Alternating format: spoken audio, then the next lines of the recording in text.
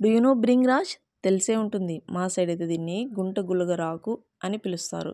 So ఇదైతే మా పొలాల్లో ఒక ఈజీగా కలుపు మొక్కలాగా పెరుగుతుందన్నమాట. చూడండి ఆ గెనుము మొత్తానికి అవే ఉన్నాయి. నేనైతే ఇప్పుడు ఒక్క లీఫ్ని మాత్రం కట్ చేశాను. ఎందుకంటే మా పిల్లలకి హెయిర్ బాగా డ్రై అవుతుంది, ఫాల్ అవుతుంది. సో వైట్ హెయిర్ వస్తుంది. అందుకని ఇది యూస్ చేద్దామని చూశానన్నమాట. చూడండి నలిపితేనే చెయ్యి మొత్తం బ్లాక్గా అయిపోయింది. సో వైట్ హెయిర్ కూడా ఇది బాగా పనిచేస్తుంది.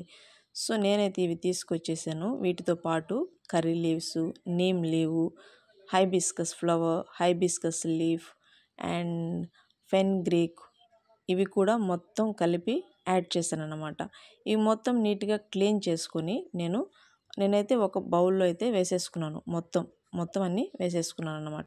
సో ఇప్పుడు మనం ఏం చేయాలి అంటే ఒక స్టవ్ మీద ప్యాన్ పెట్టి అందులో కోకోనట్ ఆయిల్ని యాడ్ చేయాలి. యాడ్ చేసి ఈ లీవ్స్ అన్నీ ఏవైతే ఉన్నాయో మనం ఇంతకుముందు కలెక్ట్ చేసినటివి అవన్నీ అందులో వేసి లో ఫ్లేమ్లో చూసారా లో ఫ్లేమ్లో 6 to 9 minutes లైట్గా కాగనివ్వాలి. గోరువెచ్చగా కాగిన తర్వాత దాన్ని కొంచెం చల్లార్చనివ్వాలి.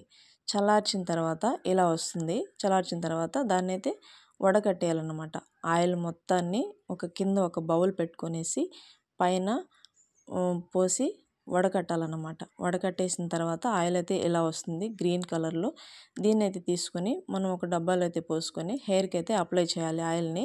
సో చాలా బాగుంటుంది. మీరు కూడా ట్రై చేయండి. న్యాచురల్ హెయిర్ రెమెడీ ఇది.